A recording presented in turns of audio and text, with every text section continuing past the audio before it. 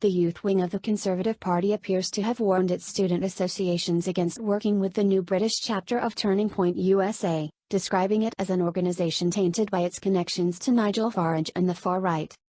In a copy of an email obtained by Breitbart London that was allegedly sent out to student associations, Scott Grace, a student liaison officer for the Young Conservatives based at the Conservative Party headquarters in London, appears to urge students not to work with the organization founded by conservative activist Charlie Kirk, whose stated mission is to identify, train, and organize students to promote the principles of freedom, free markets, and limited government. Some of you may have been contacted by an individual called Jack Ross representing an organization called Turning Point UK, the email begins. This is not to be confused with the excellent charity. He claims to be supporting the establishment of the organization here after being founded in the USA. The organization is relatively new, only being established in 2012 and clearly has good intentions, he continues. However, there have been a number of controversies surrounding the organization and their activities, and their motivations can sometimes appear questionable.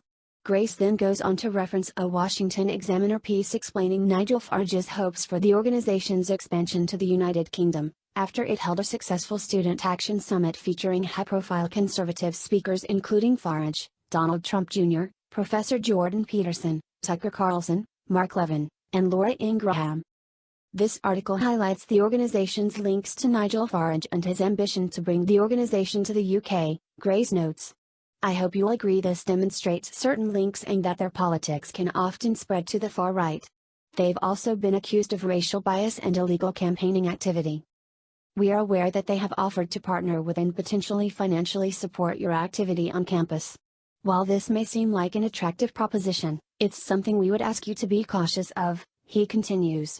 Of course, conservative university societies, associations are not officially affiliated to us as a party, and as such we can't tell you not to engage.